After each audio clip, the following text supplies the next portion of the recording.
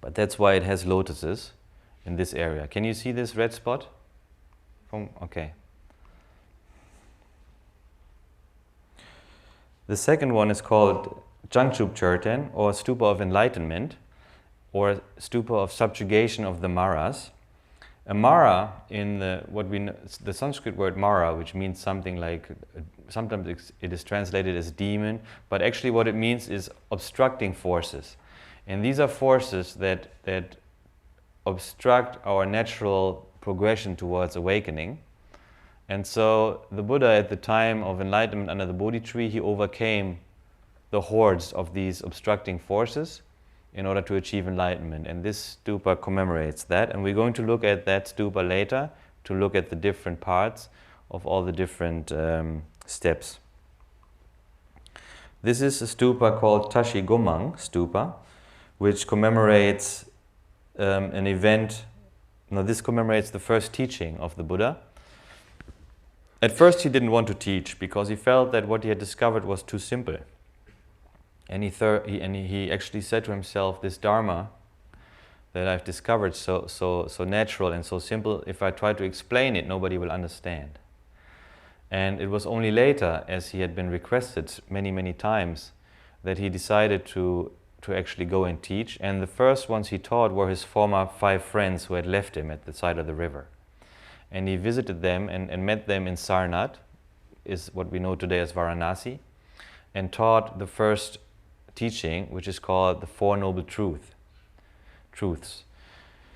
And this teaching, it's also sometimes referred to as the turning of the wheel.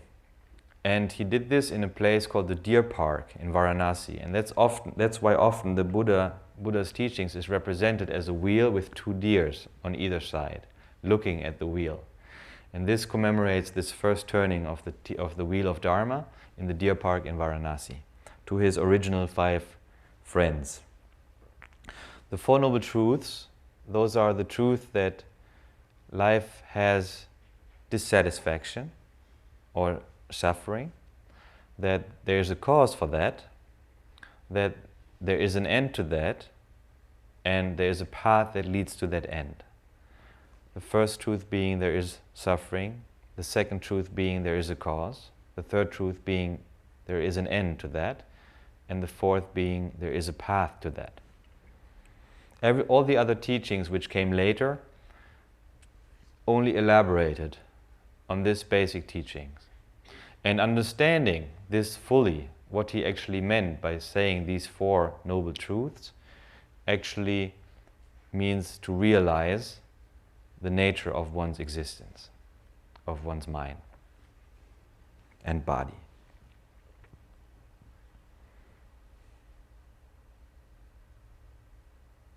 It is called Tashi Gomang because these represent little gates. Tashi Gomang means auspicious gates. Because when we talk about Dharma as being the word to mean the teachings of the Buddha, we talk about entering the gates of the Dharma. And there's many, many gates of entering the Dharma.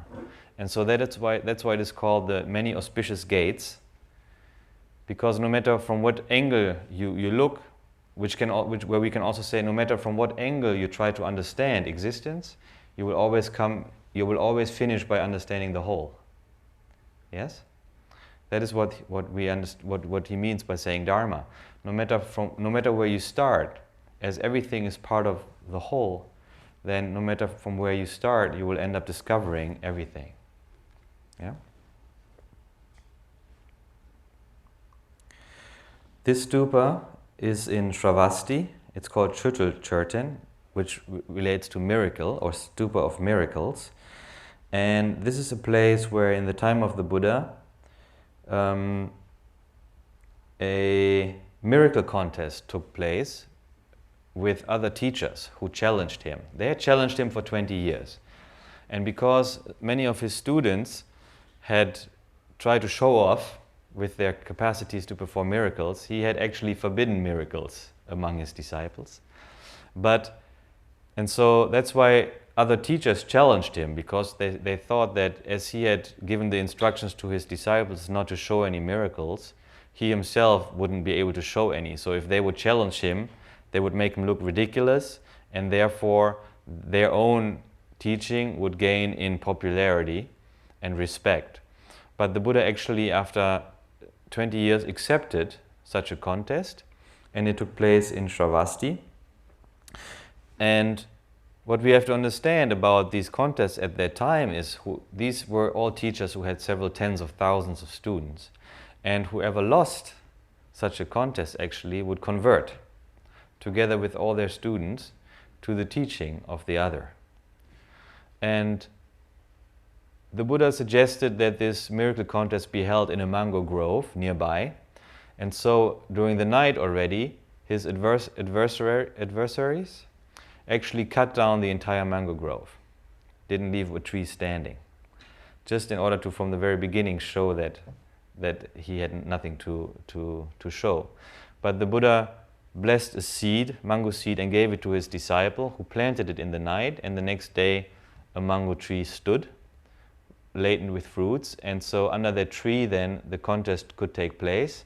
And the Buddha showed several different miracles at that time, among them being able to have fire burst forth from his body, as well have water flow out from his body, and also multiplying his appearance. What we consider today as quantum physics, I'd say. So, ordinary quantum physics.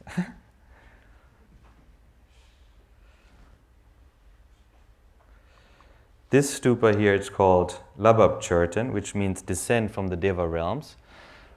Buddha's mother, his original mother, he was actually raised by his stepmother. She died shortly after the Buddha's birth. And he promised her or he promised to himself that later, when he had found what he was looking for, he would try to help her. And so later in his life, he actually went to the place that she had been reborn. And this was in one of the Deva realms, which are more subtle realms of existence, not related with the physical body. And he went there to teach her for 3 months. And afterwards he returned to earth. And this stupa commemorates the return to earth. That's why there's this kind of a stairway where he reappeared in the human realm and continued his teachings.